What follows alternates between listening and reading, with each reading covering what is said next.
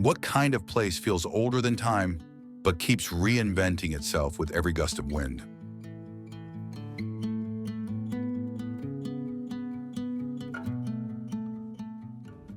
In the American Southwest, the earth is not silent. It creaks, breathes, and sings in ancient tones.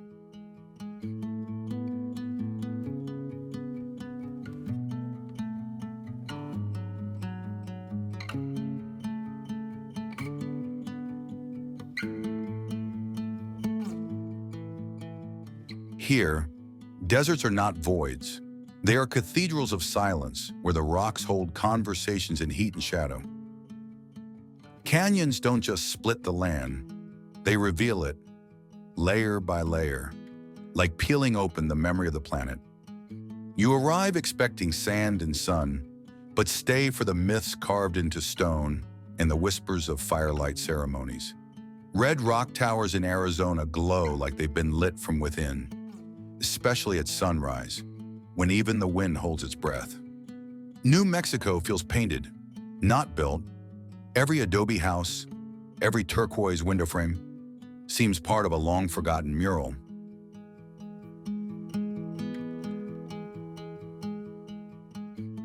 People here don't walk quickly. They move with purpose, as if respecting something deeper beneath their feet. In Pueblo communities, the spiral of time is alive. Children learn dances that echo droughts, harvests, and stars. Along sacred mesas, ceremonies unfold not for tourists, but for the sky, and it listens.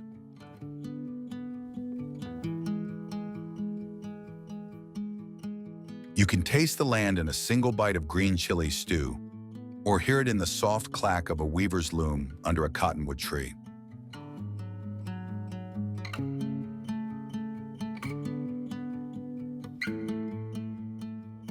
In this region, stories are not always told. Sometimes, they're danced, painted, or worn on a blanket dyed with cochineal red.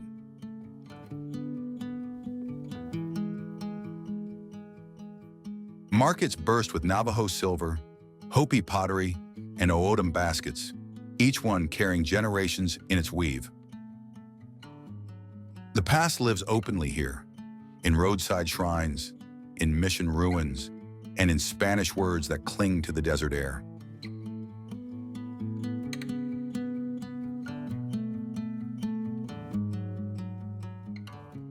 But don't let the history fool you. The Southwest is constantly shifting.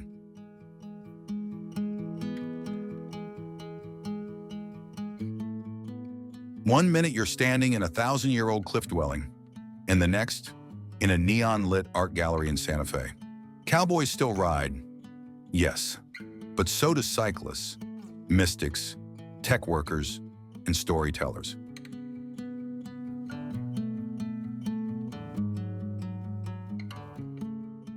In Marfa, Texas, minimalist sculptures sit quietly while mysterious lights dance on the horizon, defying explanation. And out near Monument Valley, shadows move like spirits across red sand, blurring the line between legend and landscape. This land teaches patience. It makes you stop, stare, and wonder what you've forgotten to feel. Every landscape feels like a paradox. The Sonoran Desert, filled with thorns and fire, still cradles life in every corner. Saguaro cacti raise their arms like ancient priests, and bats hum quietly through twilight skies.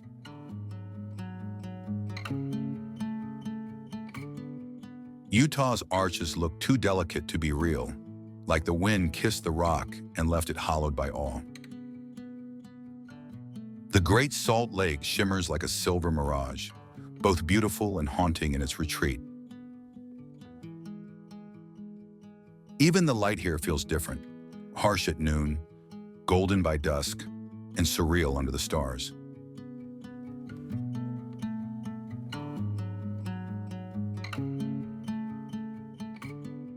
And when night falls, constellations emerge like old friends, clearer than anywhere else in America.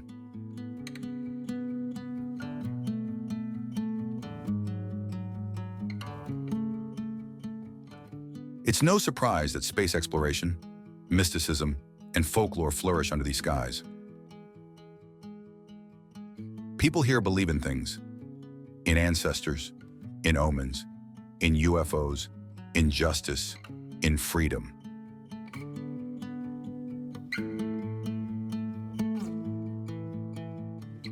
Faith comes in many forms: Catholic candles, peyote rituals, Mormon hymns, and powwow drums. Despite centuries of conflict, this is a place where survival and culture are woven together like a desert tapestry.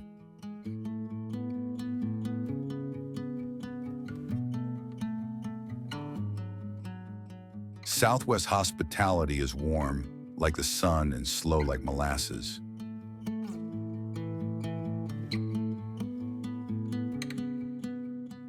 Strangers become neighbors, and neighbors become family, especially when the monsoon rains arrive and everyone runs for shelter.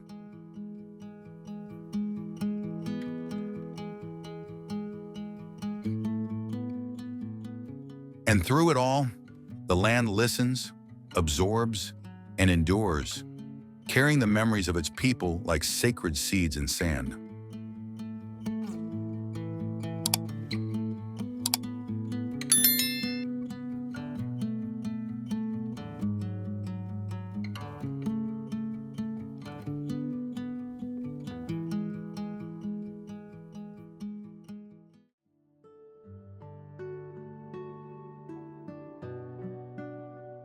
There are places where the desert doesn't just stretch, it breathes.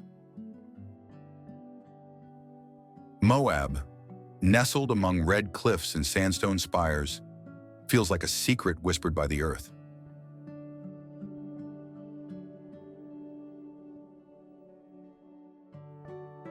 You don't arrive here by accident. The land seems to call you in, slowly, silently.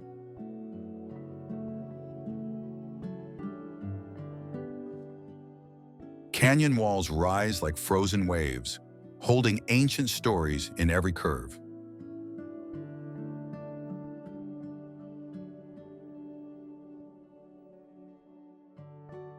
The stone arches aren't decorations, they're thresholds, inviting you to step through and see differently.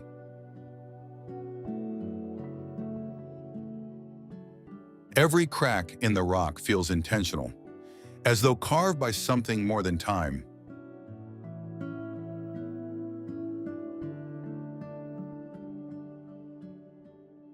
Light moves across the land like a ritual, casting long shadows at dawn and golden flames at dusk.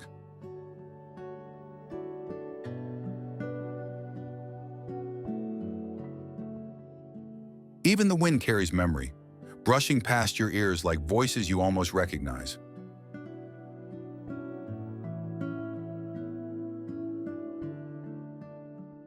Paths twist without warning, not to confuse you, but to test your wonder. And when you stop to listen, the silence says more than any map.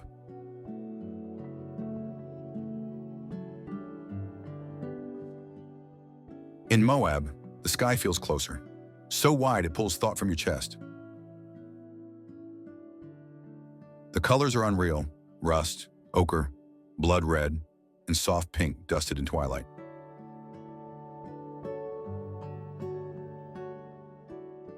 No two ridges look the same, yet all belong to the same ancient rhythm.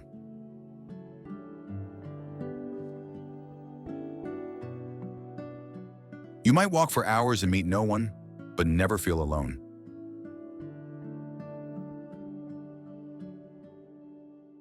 Petroglyphs mark hidden corners, etched by hands long turned to ash.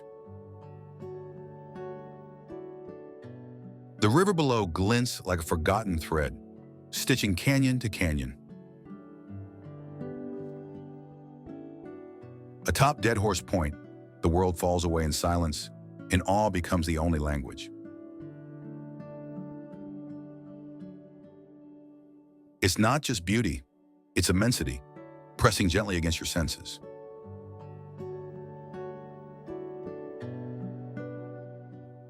Even your breath changes, slower, deeper, matching the desert's pulse.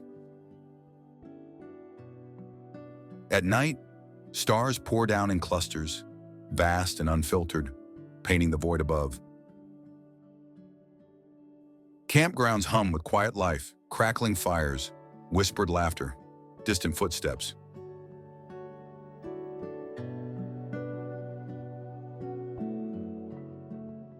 You fall asleep under constellations once used for travel, now just watching. Moab doesn't need noise to impress. Its power lies in presence. There's adrenaline here too.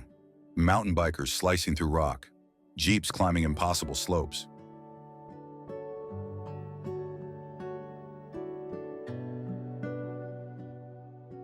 But even the thrill feels sacred, like dancing on bones of giants. The town itself is small, colorful, laid back, but alive with sun-drenched energy.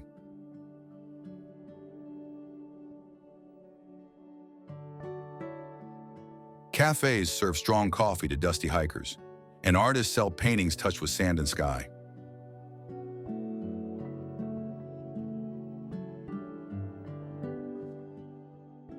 Everything feels shaped by the land, from street corners to conversations. Locals speak not of property, but of respect, of what it means to live beside stone that remembers. Time here slows without warning, bending like the river before you even notice.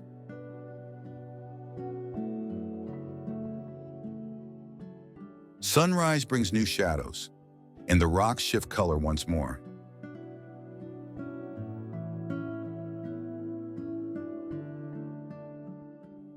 Even familiar trails feel different, like they've rearranged themselves overnight. You begin to sense the place knows you, watches you, waits for you to understand.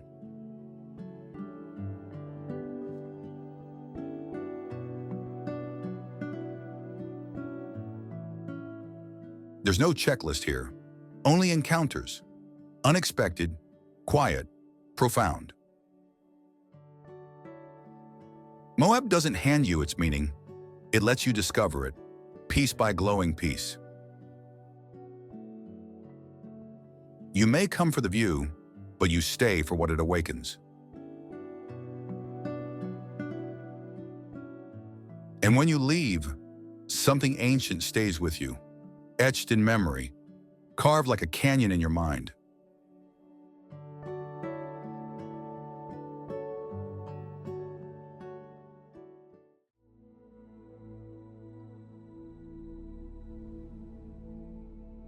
They don't build monuments like this anymore because they were never built to begin with.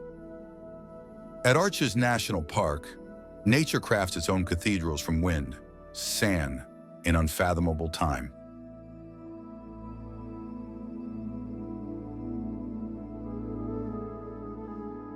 Over 2,000 stone arches rise from the earth like ancient gates, each one shaped by silence and patience.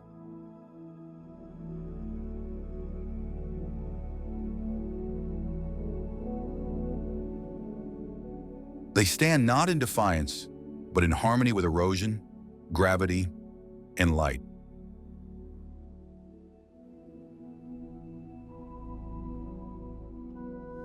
Delicate arch curves against the sky like a question mark too sacred to answer.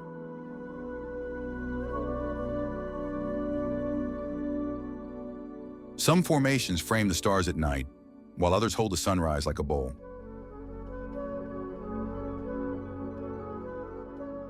You begin to wonder, how can stone be this graceful, this precise, this alive?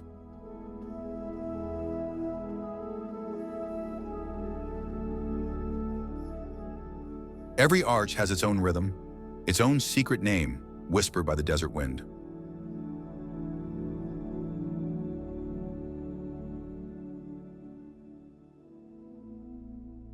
Walk among them, and you don't just explore, you bear witness.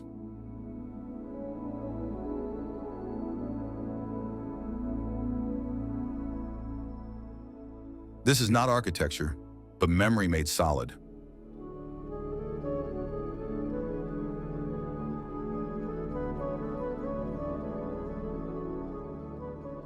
Trails here don't follow logic.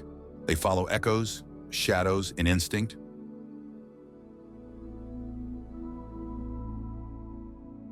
Towering fins and spires stretch toward the heavens, as if remembering something lost.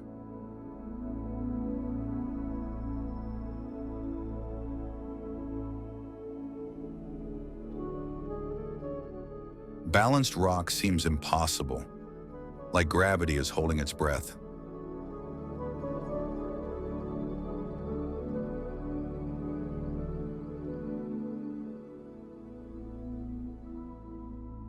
Even in daylight, the place feels dreamlike, as though you've wandered into the space between thoughts.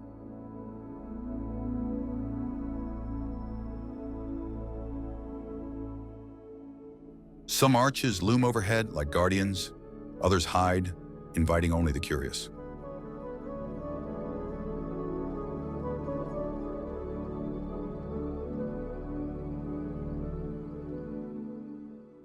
The deeper you go, the quieter everything becomes, except your own breath.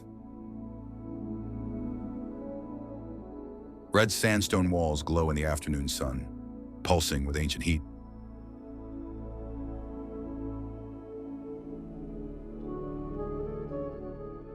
Time does not move forward here. It circles, carving arcs and hollowing stone. The wind doesn't howl. It hums, low and steady, like a song sung to the earth itself.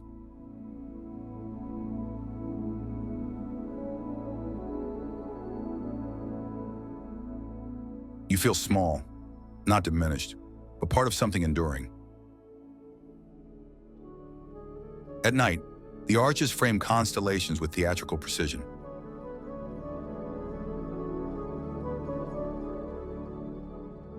The stars don't twinkle here.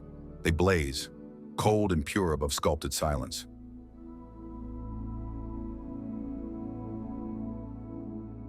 Even the moonlight reveals new textures, turning rock into silver and shadow.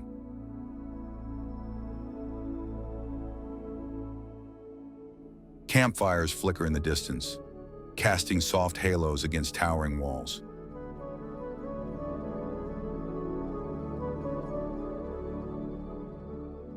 Sleep comes slowly in a place like this, where the mind resists closure. In the morning, footprints tell stories in sand that no one else heard.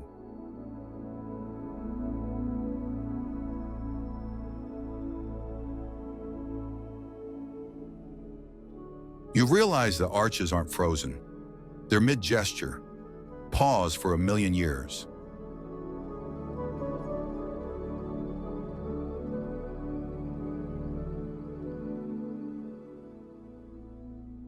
Clouds drift overhead like forgotten prayers, passing through sky altars of stone.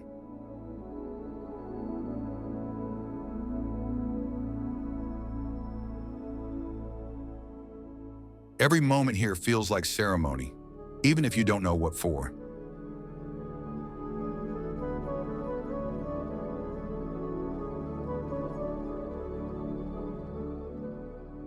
Even the smallest arch holds the sky with reverence.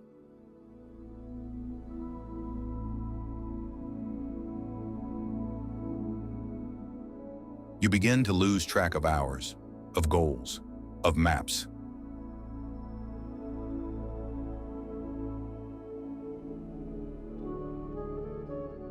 A new kind of logic takes over, measured in wind direction, shadow length, and canyon silence. The landscape teaches you to wait, to observe, to listen to stillness.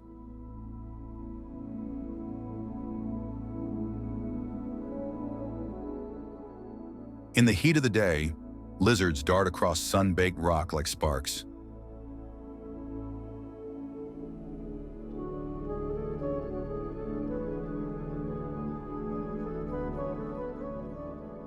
In cool twilight, everything softens, colors, sounds, thoughts.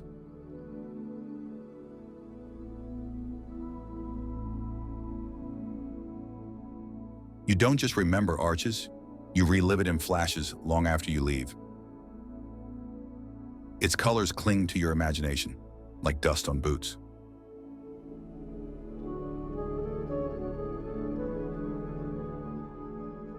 Its shapes appear in dreams, half real, half symbol.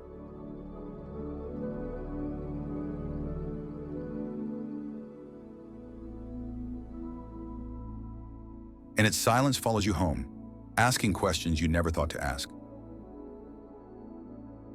Because Arches doesn't just change the land, it changes the way you see all land.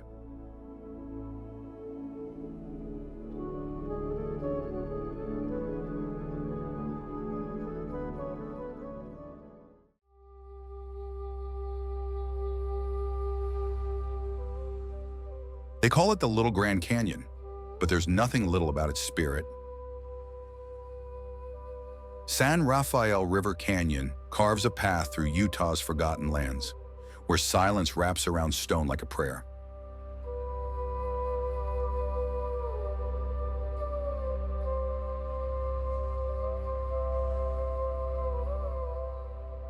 Here, the earth splits open, revealing walls of sandstone layered with ancient breath.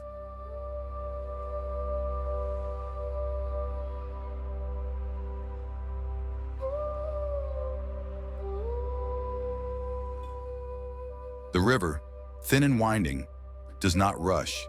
It etches, slowly writing its will into the rock.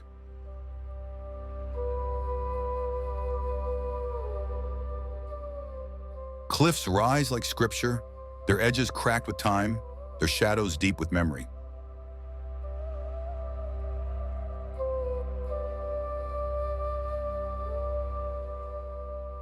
Colors shift by the hour, burnt sienna at dawn, blood red by midday, then lavender as the sun fades.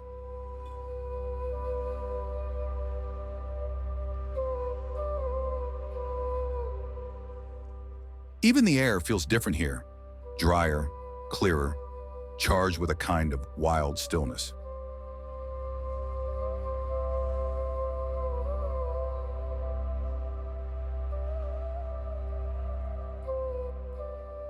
Faint trails snake along the rim, leading wanderers to overlooks that steal their breath.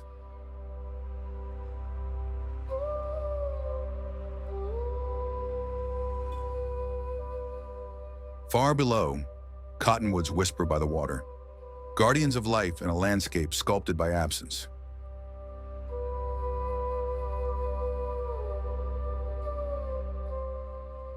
You feel watched, not by people, but by the land itself, ancient and indifferent.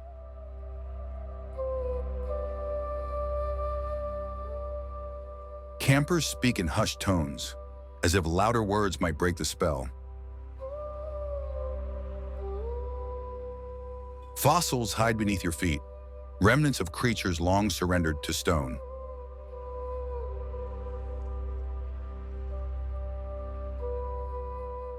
Overhead, ravens circle like ink stains against a sky too wide to hold.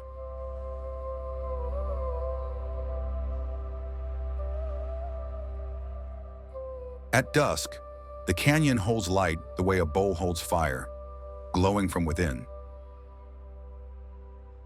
Stars appear without announcement, scattered like forgotten secrets across the ceiling of night.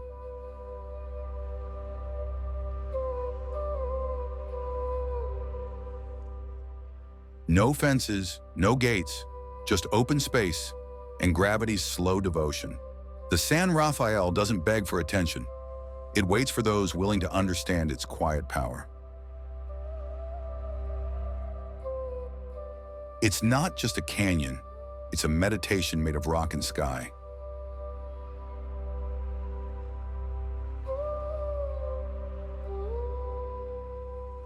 And when you leave, it doesn't feel like departure, it feels like being let go.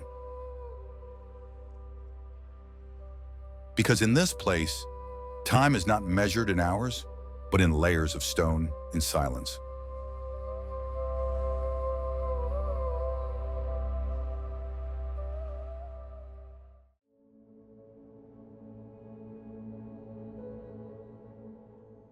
It rises abruptly from a barren world, unapologetic, angular, and alone. Factory Butte is not beautiful in the traditional sense. It's austere, defiant, and otherworldly.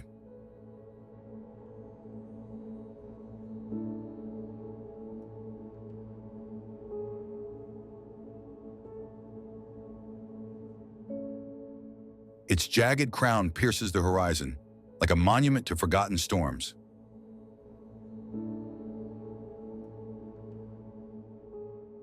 This is no place for soft edges or quiet comforts, only wind, dust, and raw geologic truth.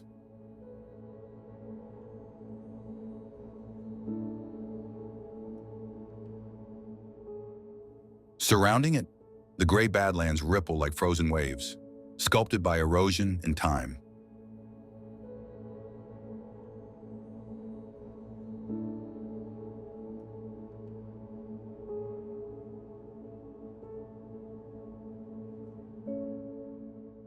There's an eerie silence here, one that hums with ancient electricity.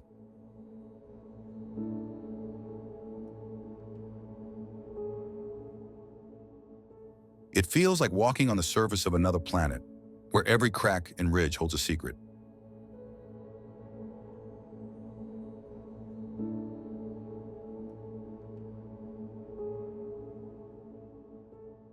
The landscape is monochrome, yet somehow it pulses with depth, steel blue shadows and ash-colored light.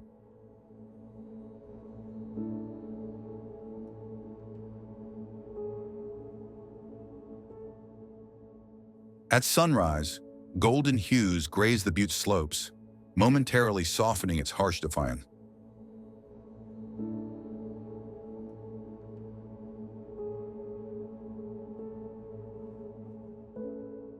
But by noon, the sun reveals its true face, bare, broken, and undeniably powerful.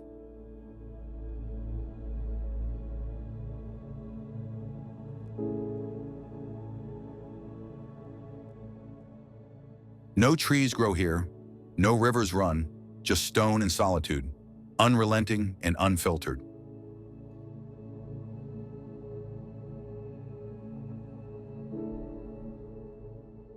Photographers chase its silhouette like pilgrims, hoping to capture a mood rather than a scene.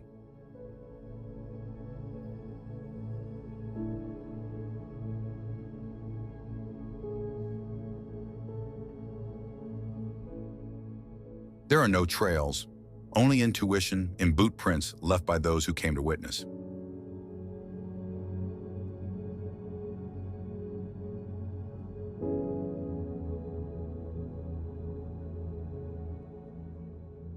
From a distance, it commands attention.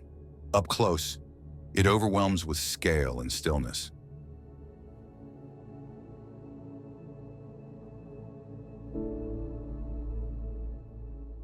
Factory Butte isn't passive.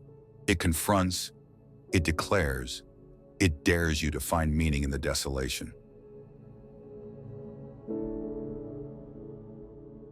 The Butte earned its name not from beauty, but from its shape, like a monolithic engine born of Earth's deepest machinery.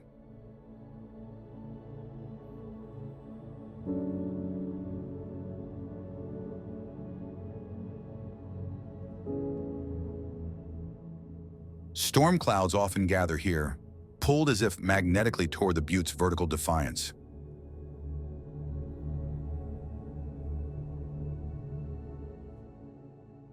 When lightning splits the sky behind it, the scene becomes biblical, almost surreal. At night, the stars feel sharper above this stark terrain, uncrowded, unfiltered, infinite.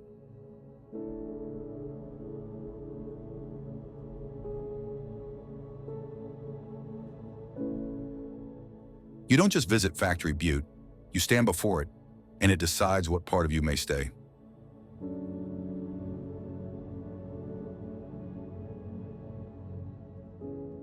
This is a land without narrative, no sign, no markers, no stories handed to you.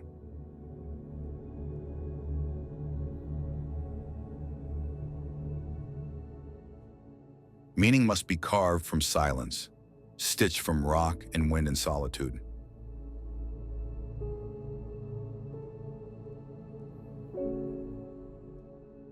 Even footprints vanish quickly here, reclaimed by shifting sands and blowing dust.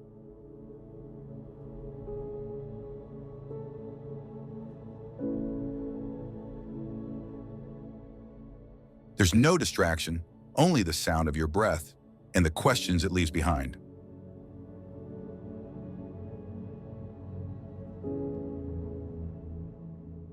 In this space, time stretches like the land itself, flat, endless, unknowable.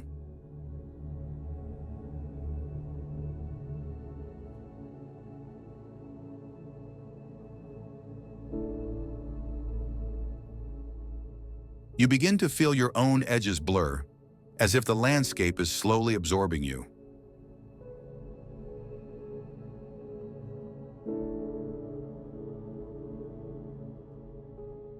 Sunset throws molten color across the cracked ground, making the world look like a smoldering dream.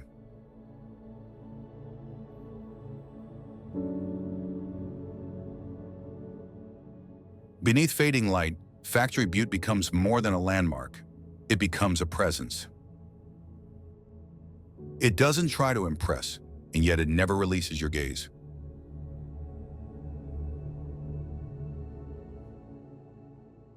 Because some places don't explain themselves. They only wait to be remembered.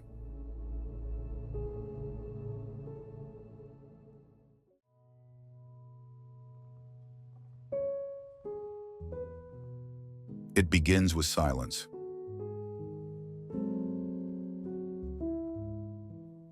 A vast stillness stretches across the high desert, broken only by the silhouettes of giants.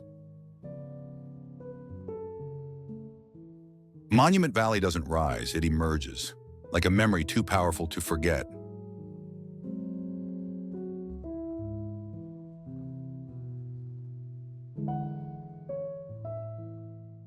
The buttes stand like sentinels, carved not by time alone, but by ceremony and wind.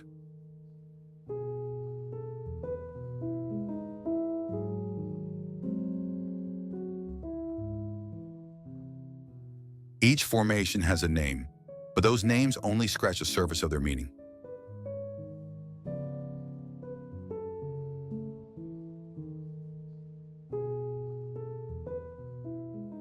They are more than stone, they are stories, frozen in mid-gesture.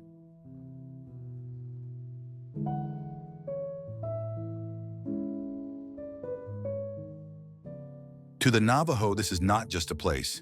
It is a living map of creation. The land here speaks in red dust and sacred geometry, in shadows that stretch like prophecy.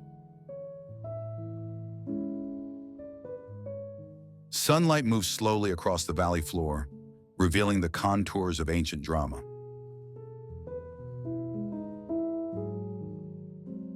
At dawn, the monoliths catch fire in amber and gold, as if the earth is remembering something holy.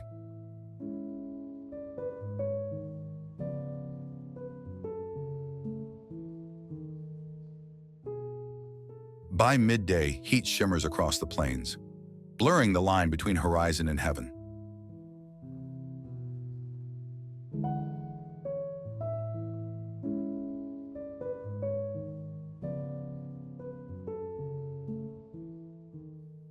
Even the air seems aged here, worn smooth by centuries of breath and prayer.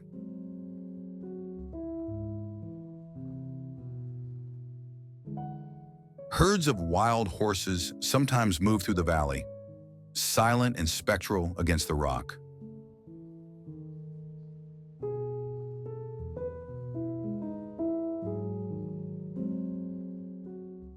Wind carries the low whistle of ancestral voices, guiding those who listen closely.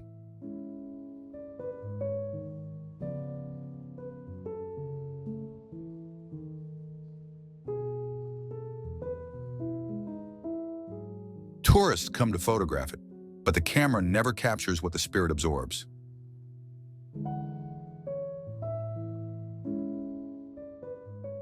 The valley doesn't entertain, it teaches, in silence and awe.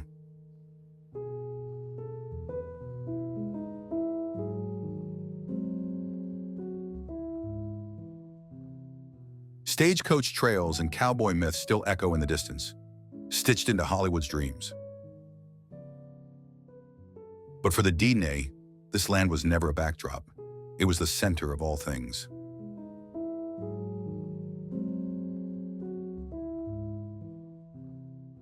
Every butte and spire is sacred. Every stone knows the stories passed from one generation to the next.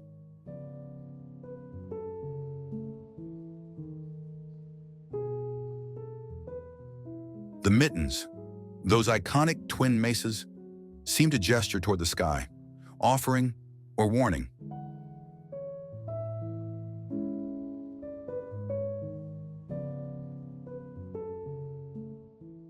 Sand drifts like whispered language, reshaping what stands yet never altering what's understood.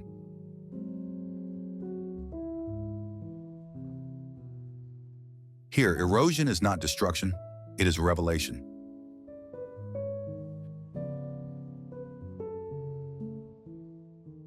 Monument Valley is an open cathedral, its columns taller than imagination. Clouds cast slow-moving shadows that seem to pull the day across the land.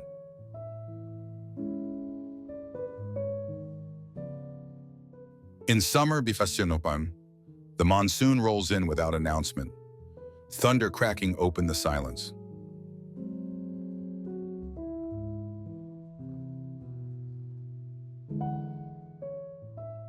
When lightning forks across the sky behind the spires, the sacred becomes visible, just for a moment.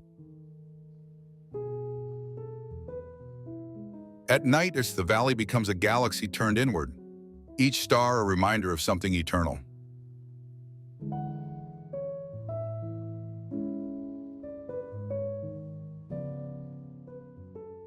The road through it is not straight nor easy, and rightly so.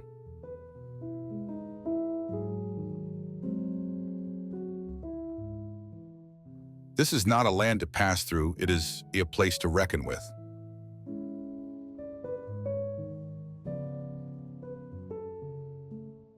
Footprints fade quickly here, but presence lingers. Some visitors leave with photographs. Others leave changed.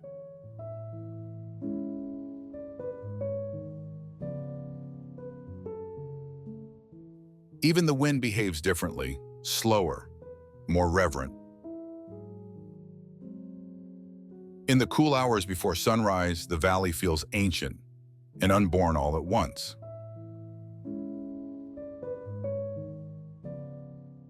You start to wonder if the rocks are watching or simply remembering.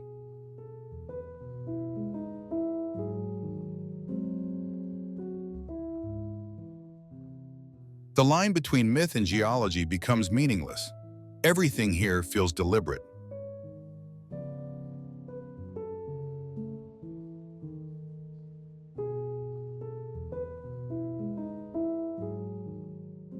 You don't arrive at Monument Valley, you return to it, even if you've never been.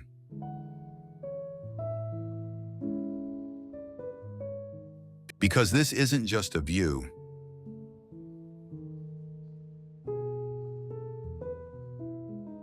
It's a voice, deep, steady, older than nations, waiting for you to finally listen.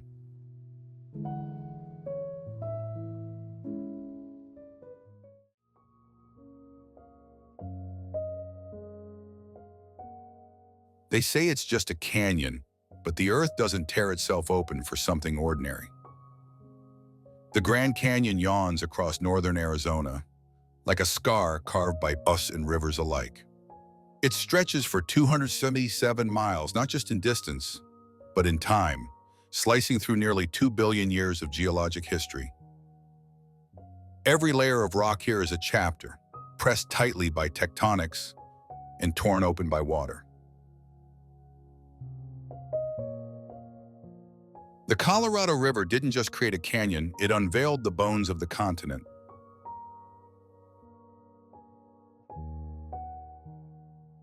Stand at the rim, and your breath stumbles. Scale and silence overwhelm in equal measure.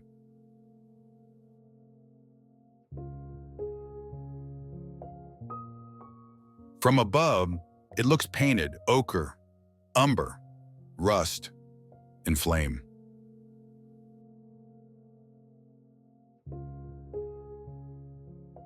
But as the sun moves, so do the colors, shifting in ways no camera can hold.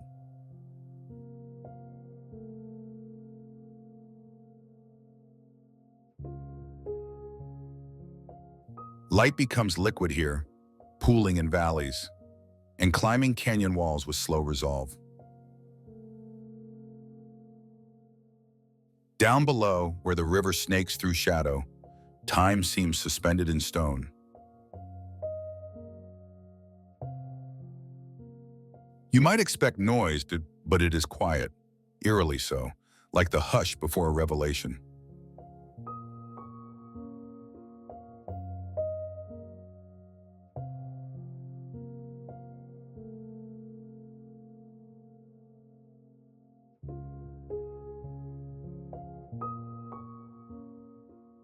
Ravens glide through thermals, tracing invisible spirals above a cathedral of rock.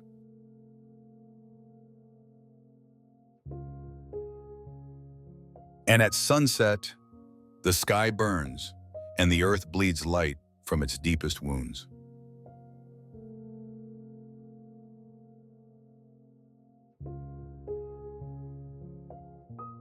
No two sunrises here are the same. No visitor walks away unchanged.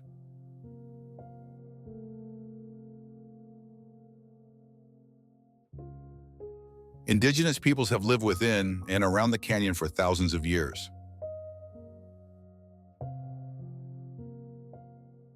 The Hualapai, each with sacred stories rooted in these walls.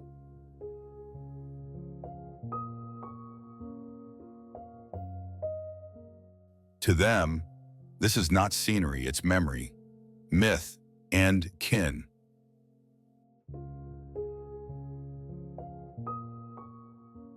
Some say the canyon sings when the wind rises just right, soft, and low like a lullaby for giants.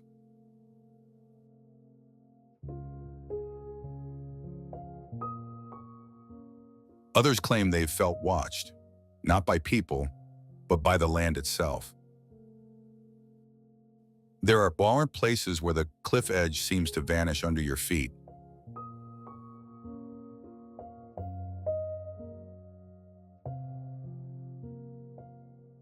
And others where narrow trails dare the bold to descend deeper into the abyss.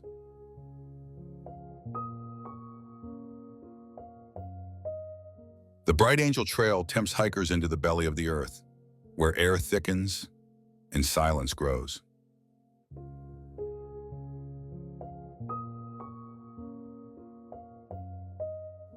Mule trains still wind their way downward, echoing a time before asphalt and drone footage. Phantom Ranch waits at the bottom, like a secret reward for those who endure. In the canyon's depths, you lose the noise of the modern world.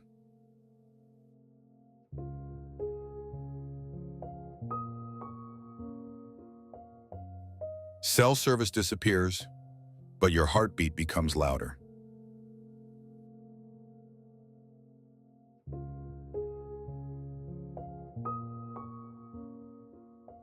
Here, shadows last longer, water tastes colder, and the stars shine as if no cities exist.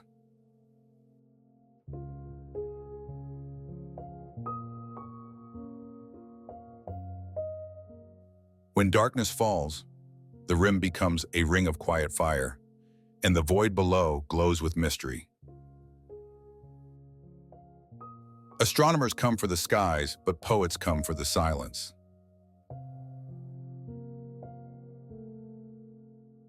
Each storm leaves its mark, flash floods, sudden winds, stories etched in red mud.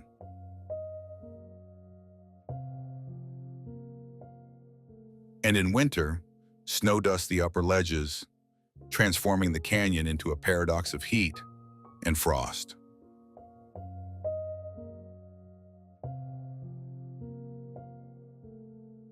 Park rangers call it erosion, elders call it patience.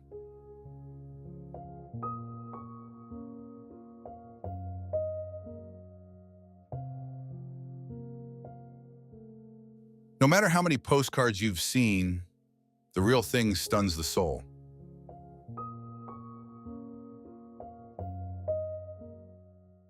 Because the Grand Canyon isn't just a wonder, it's a question.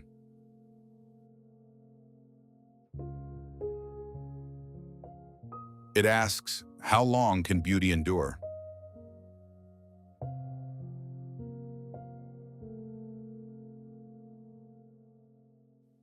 And you, standing on its edge, are suddenly very small and very awake.